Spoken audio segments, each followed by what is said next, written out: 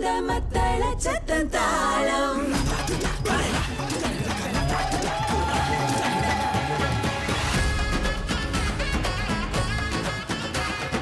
நெஞ்சும் துடித்திடும் அந்த சத்தத்தில் தாளம் முரசு கொட்டும் அந்த மத்தள சத்தம் தாளம்.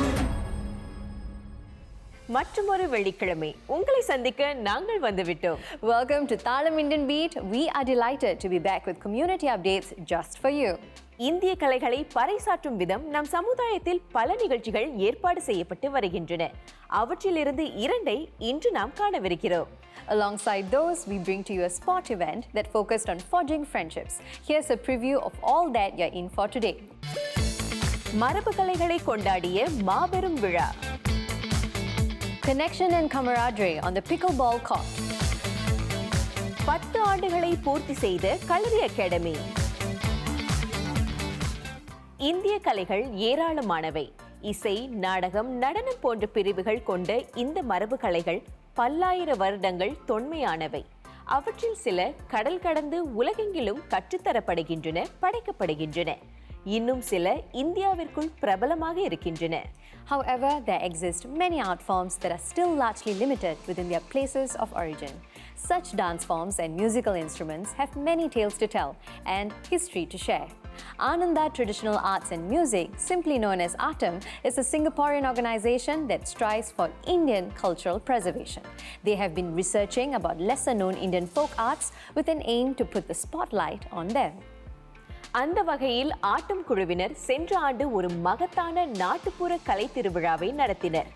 மக்களிடையே பெரும் வரவேற்பை பெற்ற காரணத்தினால் இவ்வாண்டும் ஒரு சிறப்பு நிகழ்ச்சியை தயாரித்திருந்தனர். The grand event showcased dance forms originating from various Indian states such as Tamil Nadu, Kerala, West Bengal, Maharashtra, Punjab and Gujarat, among others. Join us as we witness the vibrant celebration. ஆட்டம் எனப்படும் ஆனந்தா மரபு கலை மையம் ஆனந்த கொண்டாட்டம் என்ற இந்திய கலை விழாவை 2வது முறையாக அரங்கேற்றியது. அரிதான இந்திய நாட்டுப்புற கலைகளை வெளிச்சத்திற்கு கொண்டு வருவதே இதன் முக்கிய குறிக்கோள். சென்ற ஆண்டின் வெற்றியை தொடர்ந்து நன்றி உணர்வும் கொண்டாட்டமும் என்ற மையப்பொருளுடன் இம்முறையும் வெகு விமரிசையாக ஏற்பாடு செய்யப்பட்டிருந்தது. எஸ்பிளனேட் வெளிப்புற அரங்கில் 2 நாட்களுக்கு நடந்த இந்த நிகழ்ச்சி பல நூறு பார்வையாளர்களை கவர்ந்தது. நிகழ்ச்சிக்கு சிறப்பு சேர்க்கும் வகையில் பிரதமர் லாரன்ஸ் வாங்கும் மனிதவள மற்றும் கலாச்சார சமூக இளையர்துறை துணை அமைச்சர் தினேஷ் வாசுதாசும் வருகை தந்திருந்தனர். இந்த வருஷம் ஆனந்த கொண்டாட்டத்தோட கருப்பொருள் கிராட்டிடியூட் அண்ட் செலிப்ரேஷன். 2 குறிக்கோள்களும் எங்களுக்கு ஒன்று சேர்ந்துச்சு. ஒன்று, நம்மளுடைய இந்திய கலாச்சாரம் மரபு கலைகளை நம்ம கொண்டாடணும், நம்ம முன்னோர்கள் நமக்கு விட்டு வச்ச இந்த பாரம்பரியத்தை அடுத்த தலைமுறைக்கு கொண்டு போகணும், அந்த நன்றி உணர்வு நமக்கு இருக்கணும் அப்படிங்கிற ஒரு விஷயம் இருந்தது. அதே நேரத்தில் S16 கொண்டாட்டமும் இருந்தது. அதனால் ரொம்ப அழகாக இது அமைஞ்சது. ஆனந்த கொண்டாட்டத்தை 2வது முறையாக சிறப்பாக செய்த நம் Ananda traditional arts and music, அதாவது ஆட்டம் என்ற குழுவுக்கு என் வாழ்த்துக்களை தெரிவித்துக் கொள்கிறேன். முக்கியமாக இதை ஒரு பொழுதுபோக்கு நிகழ்ச்சியாக மட்டும் பார்க்காமல் கற்றல் வாய்ப்பாகவும் அணுக வேண்டும் என்ற ஒரு எண்ணம் தோன்றியது. அதை சாத்தியப்படுத்த ஆட்டம் குழுவினர் ஒரு புதுமையான முயற்சியை மேற்கொண்டனர். பாரம்பரிய மரபு கலைகள் அப்படிங்கும்போது பலருக்கும் தெரியாது. அதாவது நாம் பேசுகிறது 1000 2000 ஆண்டுகளுக்கு முன்ன கலைகள். இப்போ சிங்கப்பூருக்கு வந்த இந்தியர்கள் கூட கடந்த 200 ஆண்டுகளாக அவர்கள் நடனமாடி வரும் கலைகளை விட மூத்த கலைகள் இது. ஸோ அப்படி இருக்கும் பொழுது இதையெல்லாம் திருப்பி இங்கே கொண்டு இங்கேயே அந்த மாதிரியான நிபுணர்களை உருவாக்கணும் அப்படிங்கிறது தான் ஆட்டத்துடைய முக்கிய குறிக்கோள். இப்போ ஒரு காணொலியை நம்ம பார்க்குறோன்னா ஒரு 3 வினாடிகள் தான். அந்த 3 நொடிகளில் நமக்கு பிடிச்சிருந்தா அதை பார்ப்போம். இல்லைனா அடுத்து ஸ்க்ரோல் கல்ச்சர், நம்ம அதை ஸ்க்ரோல் பண்ணிட்டு போயிட்டே இருப்போம். ஸோ இதில் அதுதான் இதில் ஒரு சிறிய நுணுக்கம் என்னென்னா, இளைஞர்களுக்கு பிடிச்ச மாதிரியும் இருக்கணும், அதே நேரத்தில் நம்மளோட கருத்தையும் நம்ம காம்ப்ரமைஸ் பண்ணக்கூடாது. 20 இந்திய மரபு கலைகளை மேடையேற்ற அந்த வருடம். அதில் பெரும்பாலானவற்றை ஒரு சிறிய ஆய்வு செஞ்சு அதனுடைய வரலாறு என்ன, ஹிஸ்டாரிக்கல் பேக்ரவுண்ட் என்ன, சிங்கப்பூருக்கு அது வந்த பயணம், அது எப்படியெல்லாம் உருமாறி இருக்கிறது, இந்த மாதிரி ஒரு ஆய்வு தொகுப்பை அதுக்கு ஆசிரியராக நான் விளங்குற ஒரு அரிய வாய்ப்பு இருந்தது. அதனால் இந்த தொன்மையான கலைகள் நிறைய ஃபோக் ஆர்ட்ஸ் அப்படின்னு சொல்லும் பொழுதே மரபு கலைகள் வாய் வழி பாரம்பரியங்கள் நிறையது. ஸோ அதுக்கான ப்ராப்பர் டாக்குமெண்டேஷன் கண்டுபிடிக்கிறது மிக கஷ்டமாக இருந்தது. நிறைய ப்ராக்டிஷனர்ஸை இன்டர்வியூ பண்ணுறது மூலமாக, சில நூல்களை எடுத்து படிக்கிறது மூலமாக நிறைய ரிசர்ச் பண்ணி இதையெல்லாம் ஒரு இடத்துல தொகுக்கணும் அப்படிங்கிற ஒரு முயற்சி இருந்தது. இது ஒரு வாழும் ஆவணம். பல மாதங்களுக்கு முன்னதாகவே நடனங்களை தேர்வு செய்து அவற்றை கற்றுத்தர இந்தியாவிலிருந்து ஆசிரியர்கள் வரவழைக்கப்பட்டனர். கலைப்பள்ளி மாணவர்கள் மற்றும் பொதுமக்கள் இந்த பயிலரங்குகளில் கலந்து கொண்டனர். அவர்களில் சிலர் ஆனந்த கொண்டாட்டத்தில் பங்கேற்க தேர்வு செய்யப்பட்டு தங்களுக்கு பிடித்த நடனக்கலையை மேற்கொண்டு பயின்றனர். பல பயிற்சிகளுக்கு அடுத்து இப்போ பர்ஃபார்ம் பண்ணது எனக்கு ரொம்ப திருப்தியாக தான் இருந்தது. ஏன்னா ரொம்ப பெருமையாக ஃபீல் பண்ணேன். ரொம்ப கஷ்டப்பட்டாலும் இப்போ என்னால் கரகத்தை தலையில் ஒழுங்காக பேலன்ஸ் பண்ணி டான்ஸ் ஆட முடிஞ்சதுன்னு நினச்சி பெருமையாக ஃபீல் பண்ணேன். Coming to the movements, imitate the rowing of the boats and selling fishes and nets and waves of the sea. It's representing the occupation of fishermen and the energy of the audience and this atmosphere. It's so grateful and then gives me more confidence and pride. இந்திய கலைகளை பற்றி ஓரளவு அறிந்தவர்களுக்கு இது சுவாரஸ்யமாக இருக்க வேண்டும். இந்திய கலைகளை புதிதாக காண்பவர்களுக்கு இது ஒரு நல்ல அறிமுகமாய் விளங்க வேண்டும். நம்ம சேர்ந்து ஒரு ஐடியாவை எக்ஸிக்யூட் பண்ணுறதுக்கான ஒரு முயற்சி எப்படி செய்யலாம். ஸோ ஃபஸ்ட்டு செண்டா நீங்கள் ப்ளே பண்ணுங்கள், நான் எப்படி வைப் எப்படி இருக்குன்னு பார்க்குறேன், எந்த ரேப்ஸ் நான் அது மேலே அடிச்சு விடலான்னு பார்க்குறேன் அப்படின்னு சும்மா லைக் நேச்சுரலாக let's see how it goes மாதிரி ஒரு பெர்ஸ்பெக்டிவ் இருந்துச்சு எனக்கு. பட் அவங்க ப்ளே பண்ண அந்த க்ரூவ், அந்த டெம்போ, அந்த வைப்ஸ் ரொம்ப குயிக்காக நம்ம வேலையை முடிச்சிட்டோம். சிங்கப்பூரில் அவ்வளவாக காண கிடைக்காத கலைகள் அனைத்தையும் ஒரே மேடையில் பார்க்கும் பொழுது பார்வையாளர்கள் மத்தியில் அதீத உற்சாகம் தெரிந்தது. இதுவுமே இந்த நிகழ்ச்சியின் மகத்தான வெற்றிக்கு அறிகுறி என்று கூறலாம். சீன முறை, அப்புறம் மலாய் முறை, இந்திய முறை, மூன்றுமே ஒரே மேடையில் நாங்கள் செய்யும் பொழுது அது இசை தான் மொழியாகுது.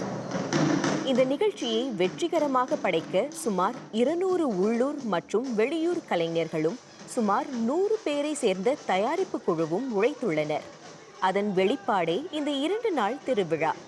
பல்லின பண்பாடுகளை கொண்ட சிங்கப்பூரில் இதுபோன்ற நிகழ்ச்சிகளை கொண்டாடுவது நம் நல்லிணக்கத்திற்கு மிகப்பெரிய சான்று. வரும் ஆண்டுகளிலும் இந்த அனுபவத்தை புதிய பரிமாணங்களில் உணர பொதுமக்கள் மிக ஆர்வமாக உள்ளனர் போல தோன்றுகிறது. Watching that electric atmosphere, I could shake a leg right now. But Suganti, with all that resources, time and manpower needed to pull off something so vast, it can only happen once in a while, right? உண்மைதான் மாலினி. ஆண்டிற்கு ஒரு முறை இது போல பிரம்மாண்ட நிகழ்வுகளை எதிர்பார்க்கலாம். ஆனால் மீதமுள்ள மாதங்களிலும் நம் சமூகத்தினருடன் இணைந்திருக்க முயற்சி செய்ய வேண்டும். Yes, it is important to stay in touch with members of our community and stay connected regularly through simple gatherings. After the break comes one such initiative. Stay tuned.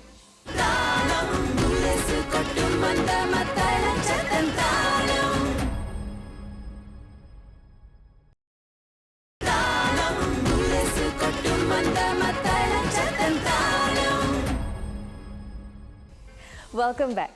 Suganti, pickleball has been trending for a while now. Have you tried it yourself? ஆமா மாலினி, என் நண்பர்களோடு விளையாடி இருக்கிறேன். முதல் முறை என்றாலும் கற்பதற்கு சுலபமாக தான் இருந்தது. ஓரளவிற்கு டேபிள் டென்னிஸ், பூப்பந்தாட்டம், டென்னிஸ் என நமக்கு பரிச்சயமான விளையாட்டுகள் போல தோன்றியது.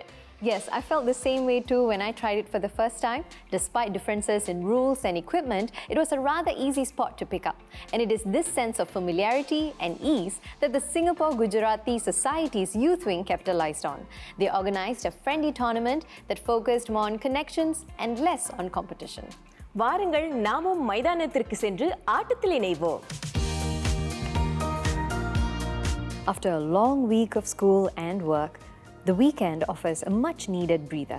Whether it's catching up with friends, community events, volunteering, or simply trying out something new, These extracurriculars tend to find their place on Saturdays and Sundays. With this in mind, the Singapore Gujarati Society's Youth Wing recently organized a friendly game of pickleball, a sport that has quickly risen in global popularity. And the turnout did not disappoint.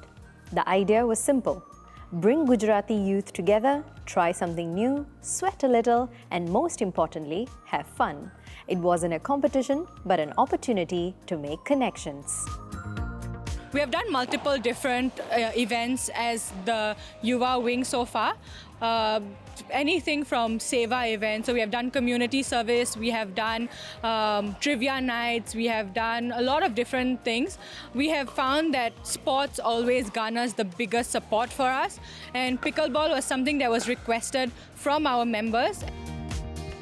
Gujaratis take great pride in their culinary heritage to the extent that this friendly pickleball tournament was named after a quintessential accompaniment to all staples, involving some quirky wordplay. Our event is called the Athanu Games. So Athanu means pickle in Gujarati. So we used a bit of food wordplay into our event. So we called it Pickleball Athanu Games, the Athanu Games. And then in our different categories, which we have men doubles, we have mixed doubles and women doubles, we used the names of different pickles. Pickleball has seen a surge in popularity in recent years, and with good reason. It's easy to learn, accessible to players of all ages, and more affordable compared to many other sports. Around 50 youths turned up, and most had little to no experience, but were quick to get the momentum going. Amongst them were a few short-term visitors from overseas who chose to participate in this event over other activities. Whenever I'm in Singapore, I try my best to attend these events because it's a great opportunity to bring all the youths in the community together. Otherwise, we usually meet once in a year and there's not much chance for us to network with everyone. So this is a great opportunity through sports to bring everyone together. I'm not someone that stays here anymore, so like for me to come here to all these events hosted by the Gujarati Society, the Yuva group, I think it's really fun, and I try and come to as many events as I can, and I get to see a lot of different faces that I don't see throughout the year. And I think it's just nice to catch up and see where everyone is in life. The second half of the event welcomed more senior supporters as parents and management members joined in to cheer on the youth. Beyond the sport, there was a genuine excitement for the projects and activities the Youth Wing is currently driving. It was clear that the community takes pride in this team not only for their energy and creativity, but also for the way they bring people together. They are very mindful in things what they are doing. They are very much self-decisive in what they are doing, and that definitely helps them putting themselves together with each other and bringing probably a better generation in future. Basically, the entire management committee of the team SGS, we try to support in every possible way we can to make sure that the youth are able to organize the events that they want to. You know, when they come up with the proposals, we always guide them and morally support them. But at the end of the day, we give them all the liberty to organize and lead the events they want to their own way. Watching the games unfold, many onlookers admitted that they were tempted to pick up a paddle themselves. Expanding this to the wider Gujarati society is a step forward for the youth to manage a larger crowd. But that's only the beginning. The Youth Wing's president believes that there's scope to open this up to other communities as well. I definitely believe that it has potential to open an event like pickleball with the inter-communities across Singapore, or whether it's within the wider range of the organization, primarily because the Youth Wing is currently doing an experiment where we want to see that whether this event can actually work out with the numbers that we have currently. With a wider range of organization, there's a lot of operational work that will go along with it. But now when we see the response that we are looking at currently, I'm firm and believe that the team can actually handle this and also can turn out to have a successful event. Cinema nights, board games, or even a simple monthly catch-up over dinner. The Exco believes in keeping youth engaged throughout the year. This way, members stay connected rather than meeting only at major events. With everyone balancing busy schedules, these smaller activities are easy to join and won't overwhelm anyone with planning. At the same time, larger initiatives won't be left behind. Outreach activities and festivities will continue to play their part because service and celebration remain at the heart of such communities.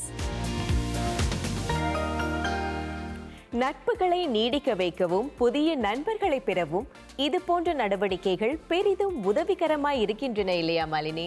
Absolutely. Big or small, it's the intent behind an event that truly matters. Often, consistent small steps can leave a deeper impact than the occasional grand gathering, don't you think? உண்மை மாலினி, எந்த சிறு முயற்சிக்கும் காலப்போக்கில் பெரிதாக வளரக்கூடிய தன்மை உள்ளது என்பதற்கு நாம் அடுத்து காணப்போகும் நிகழ்வு ஒரு சான்று. Right after this break.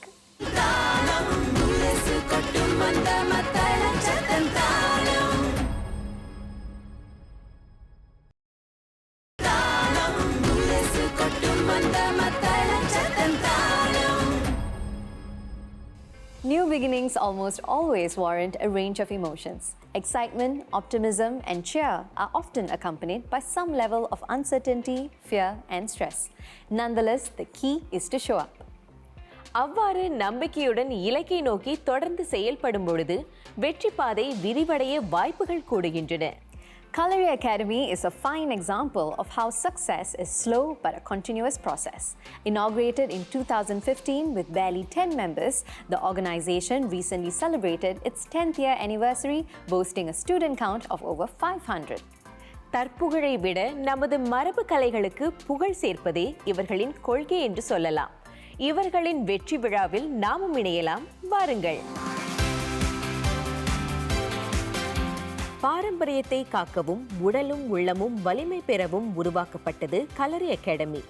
அடுத்த தலைமுறையினருக்கு களரியை கொண்டு செல்லும் பணியில் ஈடுபட்டு வரும் இந்நிறுவனம் 10 ஆண்டு நிறைவை எட்டியுள்ளது. அதை கொண்டாடும் வகையில் இந்திய மரபுடைமை நிலையத்தில் களரி அகாடமியின் நிறைவு விழா நடைபெற்றது. கலாச்சார, சமூக, இளையர்துறை மற்றும் மனிதவள துணை அமைச்சர் தினேஷ் வாசுதாஸ் இவ்விழாவில் சிறப்பு விருந்தினராக கலந்து கொண்டு சிறப்பு சேர்த்தார். களரி, சிலம்பம், அடிமுறை ஆகிய 3 இந்திய தற்காப்பு கலைகளையும் சிங்கப்பூரில் கற்பித்து வரும் ஒரே பயிற்சி கூடம் களரி அகாடமி. 10 உறுப்பினர்களோடு ஆரம்பித்து இன்று 500 மாணவர்களை வழிநடத்தும் ஒரு பள்ளியாக உருவாகியுள்ளது. தங்கள் வெற்றி பயணத்திற்கு முக்கிய தூணாக இருந்தது தனது மாணவர்களும் அவர்களின் பெற்றோரும் தான் என்று கூறினார் அதன் இணை நிறுவனர். கலரி அகாடமியோட 10 ஆண்டுகளோட ஜேர்னியை பார்த்திங்கன்னா நம்ம 2015 ஆரம்பித்தோம்.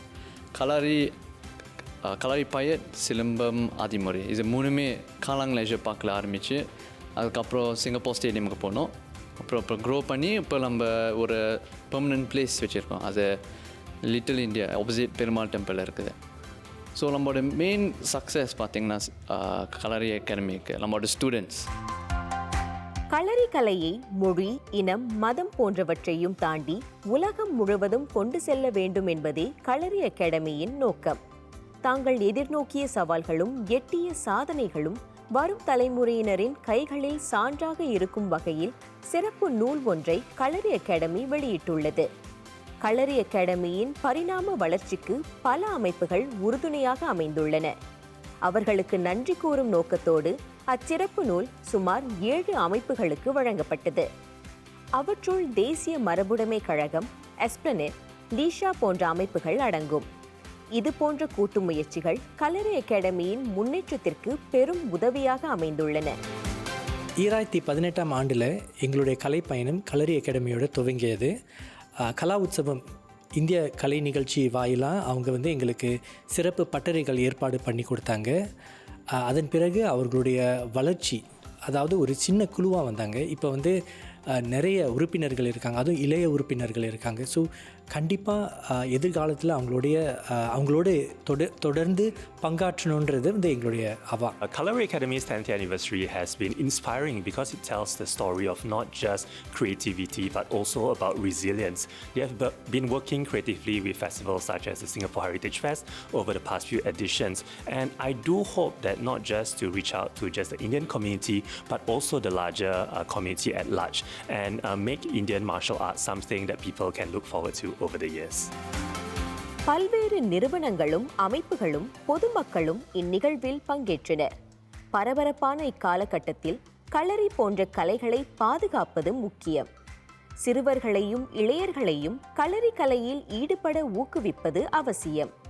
நமது கலையை பேணி காக்க வேண்டியது நமது கடமை என நம்புகிறார் இந்த பெற்றோர். இன்றைக்கி வந்ததில் புக் லான்ச் இருந்தது, பெர்ஃபார்மன்ஸ் இருந்தது, டான்ஸ் இருந்தது, சிலம்பம் ஃபைட் எல்லாமே இருந்தது இன்றைக்கி.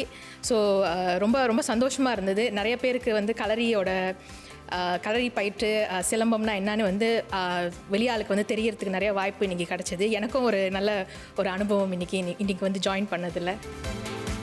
நிகழ்ச்சியின் சிறப்பு அம்சமாக இந்திய மரபுடைமை நிலையத்தின் வெளிப்புறத்தில் பொதுமக்கள் முன் அரங்கேறிய தற்காப்பு கலை காட்சி திகழ்ந்தது.